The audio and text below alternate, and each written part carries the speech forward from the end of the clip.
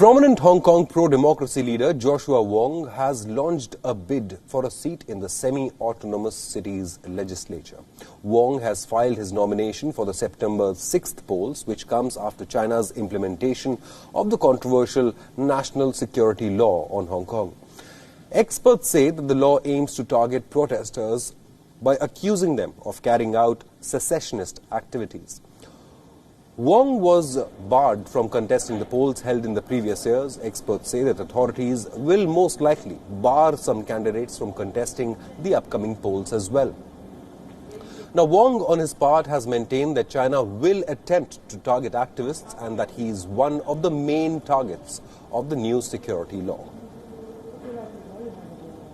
Joining us on this broadcast for more details on this story is Richard Kimber. He's joining us from Hong Kong. Richard, welcome to Beyond. Now, Mr. Wong is one of a dozen controversial and confrontational leaders, opposition leaders, that have emerged and outshone the old democratic old guard in Hong Kong.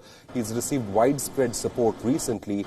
Now, this is not his first attempt to get into the Hong Kong legislature, isn't it? He was earlier barred by the authorities from doing so.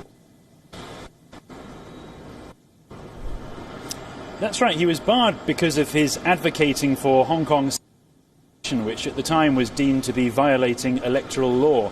Now, back when that happened, Joshua Wong said that he felt this was political censorship, but he's nevertheless trying again. But under the new national security law, there is a concern from pro-democracy activists and from political analysts that there will be more measures taken by the government via Beijing to try and prevent some people like him from running this time, because of the concerns over the fact that by having a very large pro-democracy swell during these legislative council elections, then it could become relatively difficult for the government actually here to operate.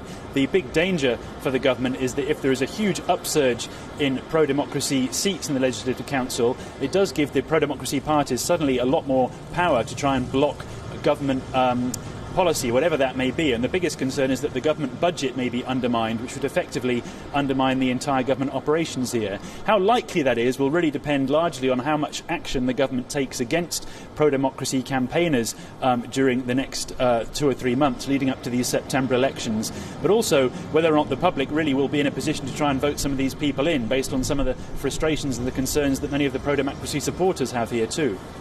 Right. In the past 4 years, authorities have barred 18 Democrats from contesting these local elections in Hong Kong. So, it's over and over, time and again, the authorities have cracked down on these democratic leaders in Hong Kong. But Joshua Wong has been the face of the recent pro-democracy movement in Hong Kong, isn't it? He was only a teenager, in fact, when he became the face of the protests in Hong Kong. And Beijing has accused him of being a backhand of foreign powers. Now, Joshua Wong says he will be one of the prime targets of this new security law that has been imposed in Hong Kong. Is that a real threat? Well, he's certainly concerned, and he has good reason to be concerned in a way, because there are other high-profile pro-democracy activists who have already decided in advance of necessary.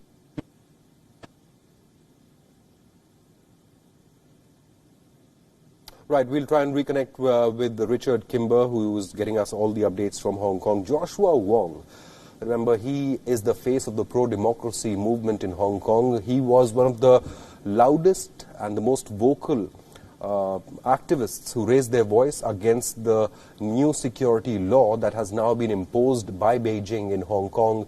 Joshua Wong has once again decided to fight the local elections in Hong Kong, and he was earlier barred by the Chinese authorities. However, he hopes that this time he may be able to succeed.